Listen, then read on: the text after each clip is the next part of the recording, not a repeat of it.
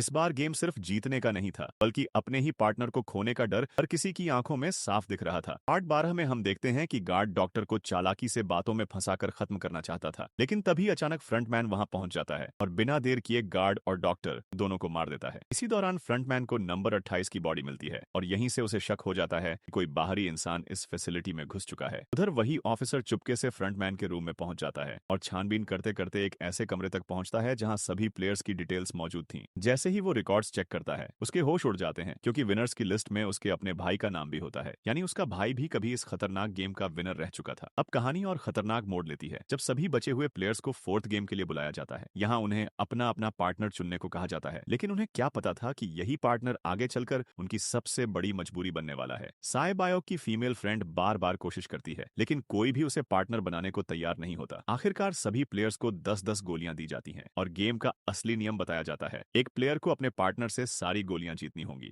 वो भी बिना जबरदस्ती के, और जिसके पास गोलियां नहीं बचेंगी उसकी मौत तय है। अब सेंग वू और सियोंग का दोस्त ऑन इवन का गेम खेलते हैं, जहां उन्हें अंदाजा लगाना होता है कि सामने वाले के पास कितनी गोलियां हैं। किस्मत साथ देती है और सियोंग का दोस्त सारी गोलियां जीत लेता है। सैंग वू के पास सिर्फ एक गोली बचती है और हार लगभग तय हो जाती है, लेकिन तभी संग वू अपना असली रंग दिखाता है। वो धोखे से गेम पलट देता है, सियोंग के दोस्त को असली गोलियों की जगह पत्थर पकड़ा देता है और खुद गार्ड को गोलियां देकर अपनी जान बचा लेता है। उधर प्लेयर नंबर 1 यानी बूढ़ा आदमी अजीब हरकतें कर रहा होता है, जैसे उसे कुछ याद ही नहीं, लेकिन सियोंग किसी तरह उसे खेलने के लिए मना लेता है। दोनों के बीच भी ऑड इवन का गेम शुरू होता है और ऐसा लगता है कि बूढ़ा आदमी जीतने वाला है, लेकिन अचानक वो भूल जाता है कि उसने क्या चुना था। सियोंग इसी मौके का फायदा उठाता है और उसे बातों में उलझाकर सारी गोलियां जीत लेता है, लेकिन ट्विस्ट अभी बाकी था। बूढ़े आदमी के पास एक आखिरी गोली बची होती है और वो फिर से इधर उधर भटकने लगता है। आखिर में सियोंग उससे रिक्वेस्ट करता है, प्लीज एक आखिरी गेम, और तभी बूढ़ा आदमी सच बता देता है। उसे सब पता था, सियोंग ने उसे धोखा दिया था, वो सिर्फ पागल बनने का नाटक कर रहा था, लेकिन फिर